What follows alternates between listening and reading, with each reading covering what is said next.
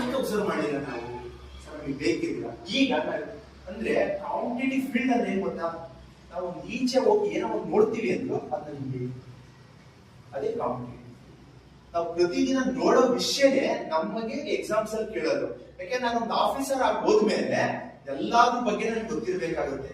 ಗೊತ್ತಿಲ್ಲ ಸುಮ್ಮನೆ ಹೋಗಿ ಕುತ್ಕೊಂಡು ಏನ್ ಮಾಡ್ತಾರೆ, ನಿಮ್ ಕೆಳಗಡೆ ಇರೋ ಒಬ್ಬ ಬುದ್ಧಿವಂತ ಇದ್ಬಿಟ್ರೆ ನಿಮ್ ಹಂಗೆ ತುಳಿತಾನೆ ಏನ್ ಮಾಡ್ತಾನೆ. ಅದಕ್ಕೆ ಏನ್ ಮಾಡ್ಬೇಕು, ಅವ್ರ ಎಲ್ಲರಿಗಿಂತ ಫಸ್ಟ್ ನಾವು ಮಾಸ್ಟರ್ ಆಗಿದ್ದಾಗ ಎಲ್ಲರಿಗಿಂತ ಚೆನ್ನಾಗಿ ನಾಲೆಡ್ಜ್ ಇಲ್ಲಿ ಓಕೆ ಬೇಡ, ನಾಲೆಡ್ಜ್ ಇಲ್ಲಿ. ಅವಾಗ ಏನಾಗುತ್ತೆ, ನಮ್ ಕೆಳಗಡೆ ಏನೇ ಒಂದು ಷಡ್ಯಂತ್ರ ಮಾಡಕ್ UPSC ಎಕ್ಸಾಮ್ ಕ್ಲಿಯರ್ ಮಾಡಿ IAS, IPS ಯಾವ್ದಾದ್ರು ಪೊಸಿಷನ್ ಬಂದಾಗ ಅದಾದ್ಮೇಲೆ ನೆಕ್ಸ್ಟ್ ನಾನು ಸ್ಟೇಟ್ ಅಲ್ಲಿ ಹೇಳಿದೆ, ಯಾವ್ದು ಹೇಳಿದೆ, KAS ಅಂತ ಹೇಳಿದೆ. ಅದಾದ್ಮೇಲೆ ನೆಕ್ಸ್ಟ್ ಬರೋದೇ KAS. ಅಂದ್ರೆ ಭಾರತದಲ್ಲಿ ಟಾಪೆಸ್ಟ್ ಜಾಬ್ ಅಂದ್ರೆ UPSC.